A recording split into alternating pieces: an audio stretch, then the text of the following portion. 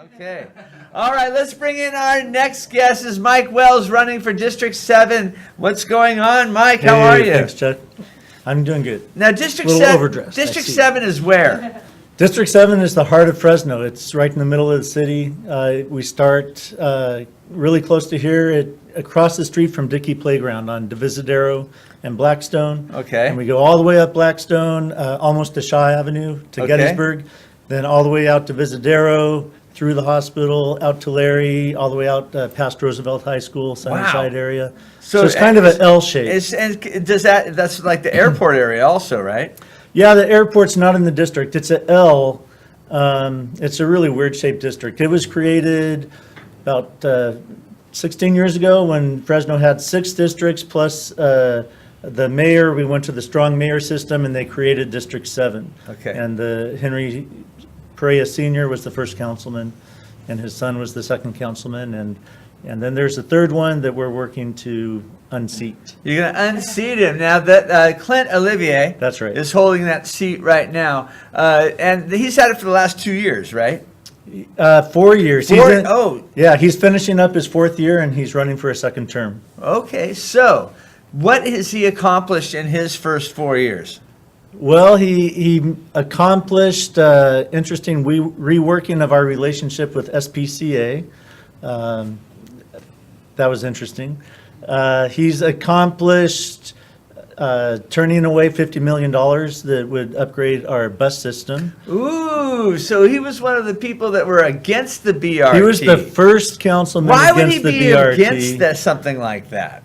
You know, from the city council dais, he said he was doing it for the people of color, and we're still trying to figure out what that means. How does that even make sense? It's hard to figure out how that makes sense. The BRT, Bus Rapid Transit, is going to be a huge upgrade to our existing bus system, and it's going to go right up Blackstone Avenue through the heart of Fresno and the heart of District 7. It's going to benefit the people in our older neighborhoods, especially. It's going to benefit the whole city, but especially. And it's going to tie into our existing system. Right, that we have it's going right to be now. a great upgrade to our existing system. So this Thursday, they're going to come back and revisit it.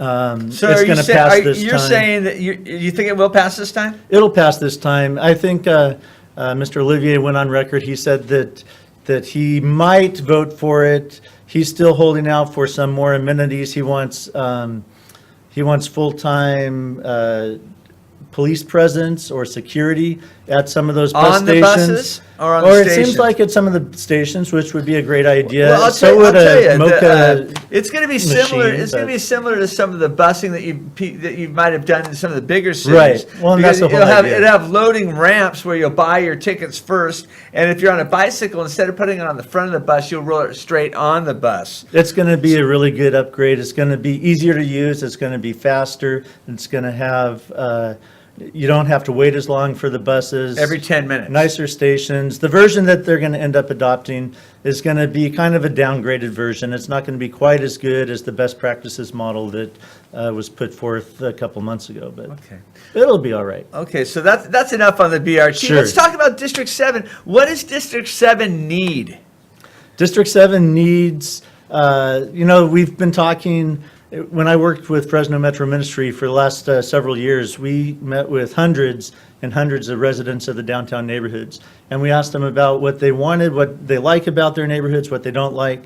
And right up at the top of the list is they want to feel safer in their neighborhoods. Some of that has to do with police presence. A lot of it has to do with the infrastructure in the neighborhoods. Like street lighting? Street lights, just having a safe sidewalk to walk on, things like that. Our neighborhoods, as you know, have been really disinvested in.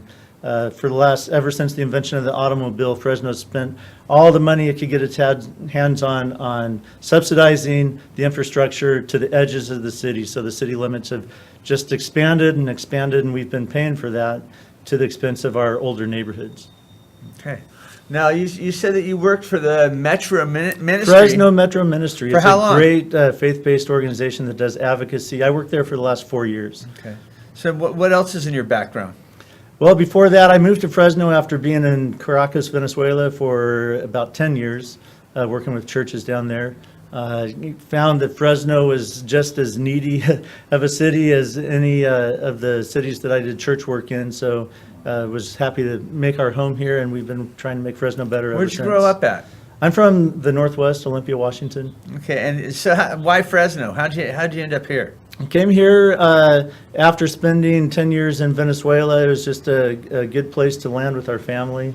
You didn't have a gig? Would you throw a dart at the map and just end up in Fresno? Well, it's a really multicultural, diverse city with a lot of opportunities to work alongside of a lot of good organizations and a lot of great people. So it was a really good fit. Did you ever think that you were going to be in politics? No.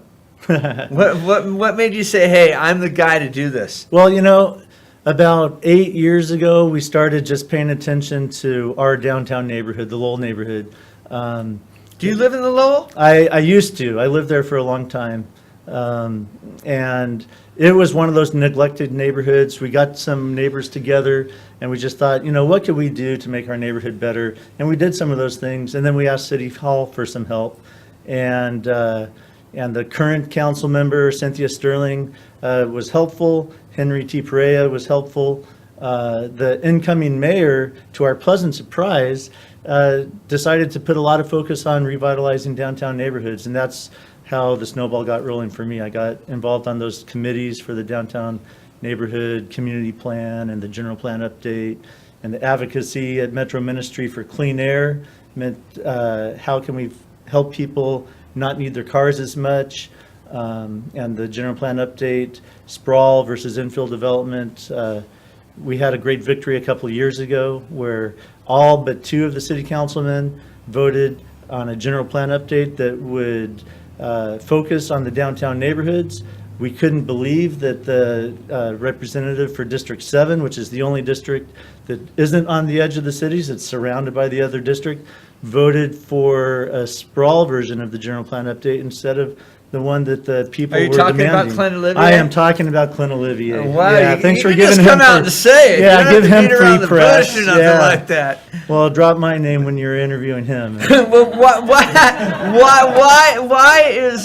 why would he be against something like that? What's his angle? I don't get it. We don't get it either, and that's why I'm here today. That's why a whole bunch of us just thought, District 7, the heart of the city, needs a representative that will speak on behalf of the people and listen to the people who live in the district. We're going to go from last to first place as far as neighborhood engagement in the district. We're the only district right now that doesn't have a implementation committee. Every council district has always had one, and one of the first things he did 4 years ago was dismantle it. He had no use for listening to the will of the people who live in the district, and so we're going to have versions of that in every neighborhood. Other than Blackstone, what's a real important area of District 7? I think the neighborhoods are really the heart and give the character to the District 7. So we have the community hospital and the neighborhood surrounding that, the old historic Jefferson neighborhood, the Yokomi neighborhood within that, which is a new school. And then there's some really beautiful Fresno High tower adjacent neighborhoods. Right. Yeah. Right. Okay.